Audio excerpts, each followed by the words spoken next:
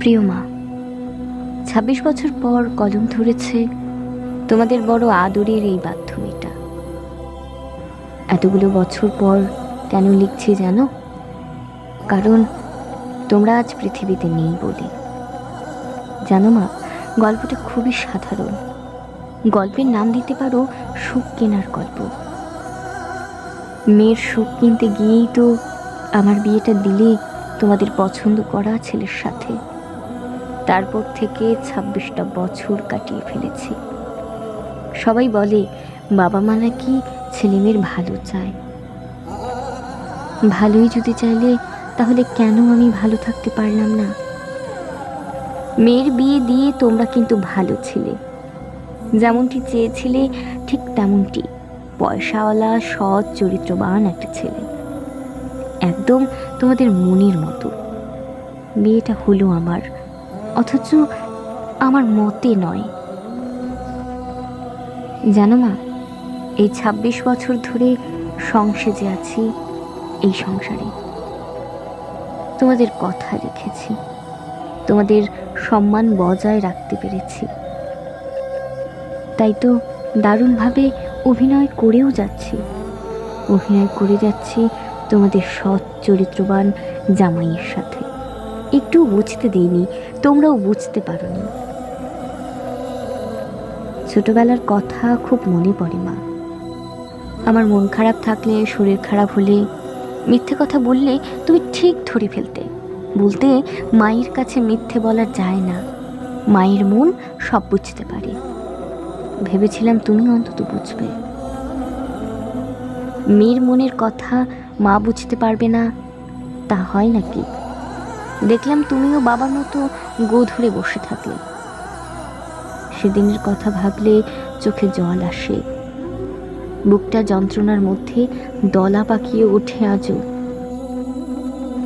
আমাকে ঘরের মধ্যে আটকে রাখলে, আমার ভালোবাসার মানুষটাকে বাড়িতে ডেকে ভীষণভাবে অপমান করলে। আমি আড়াল থেকে স্পষ্ট শুনতে পাচ্ছিলাম তোমাদের কথাগুলো। তুমি ওকে বলছিলে ও তোমাকে ভালোবাসে না, ওর সাথে কোনো রকম যোগাযোগ রেখো না। আমার মেয়ের বিয়ে ঠিক হয়ে গেছে, ওকে যদি সত্যিই ভালোবাসো তাহলে ওর জীবন থেকে সরে গিয়ে প্রমাণ করে দিও তুমি সত্যিই ওকে ভালোবাসো। আমি শুনেও সেদিন কিছুই করতে পারিনি। এক প্রকার জোর করেই, বাধ্য হয়েই বিয়েটা করে নিলাম।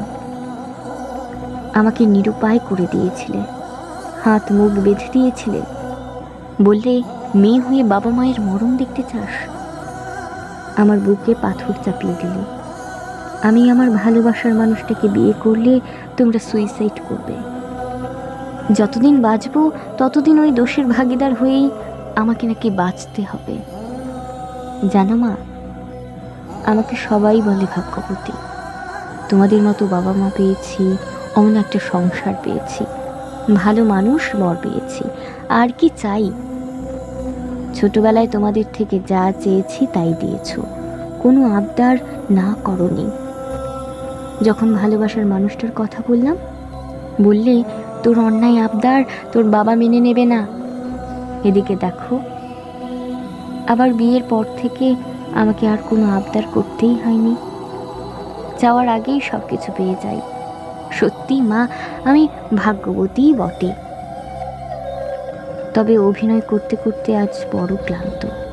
সুখী সংসারের সেরা বউ হয়ে উঠতে বেশি দিন টাইম লাগেনি। তোমরা প্রায়ই আমাকে বলতে বাবা মায়ের পছন্দে বিয়েটা করেছিলে বলেই তাই আজ সুখী। তোমাদের কথা শুনে মনে মনে হাসতাম। সুখী হতে পারলাম কোথায় মা? সুখী হতে চেয়েই তো আমার ভালোবাসার মানুষটার কথা তোমাকে প্রথম বলেছিলাম। তুমি বলেছিলে ভালো মন্দ বোঝার ক্ষমতা তোর হয়নি, আমরা তোর ভালো চাই, তাই আমাদের পছন্দেই তোকে বিয়েটা করতে হবে। তাই তো এমন এক সুখের বাসা কিনে দিলে যে বাসায় আমার গভীর অসুখ। তবে হ্যাঁ, আমার জীবন থেকে ভালোবাসার মানুষটাকে কেড়ে নিলেও মন থেকে কেড়ে নিতে পারোনি। ২৬ বছরে তাকে একটুও ভুলতে পারিনি, তাই আজও কেঁদে বুক ভাসাই। মনের মন্দিরে তাকেই শুধু পুজো করি। যতবার ভেবেছি নতুনকে নিয়ে বাঁচব, ততবারই আমার প্রাক্তনকে আরো বেশি ভালোবেসে ফেলেছি। তবে একটা কথা মা, লোক সমাজে, তোমাদের সোসাইটিতে তোমরা জিতে গেলেও জিততে পারোনি আমার কাছে, জিততে পারোনি আমার প্রাক্তনের কাছে। তোমাদের কথা সে রেখেছে, সত্যিকারের ভালোবাসার প্রমাণ দিয়েছে সে আমার জীবন থেকে সরে গিয়ে, কিন্তু তার মন থেকে আমাকে সরাতে পারোনি বোধ হয়, যেমনটা আমার মন থেকে তাকে সরিয়ে দিইনি। জীবনের বাদ বাকি বছরগুলো ঠিক এভাবেই চলব, সুখী জীবনের অভিনয় করে। সত্যিকারের ভালোবাসলে তাকে মন থেকে সরানো যায় না কোনো দিন, আর সরাতেও পারবো না। তবে ভীষণ কষ্ট পাই সুখী জীবনের অভিনয় করতে নয়, কষ্ট হয় জীবন্ত লাশ হয়ে বেঁচে থাকতে হয় বলে। কি বলেছে, মানুষ মৃত্যুর আগের মুহূর্তে সুইসাইড নোট লিখে যায়। আমার মতো কত অভাগিনী আছে যারা মরে গিয়েও বেঁচে যেতে পারেনি, বরং বেঁচে থেকে কবেই সে মরে গেছে।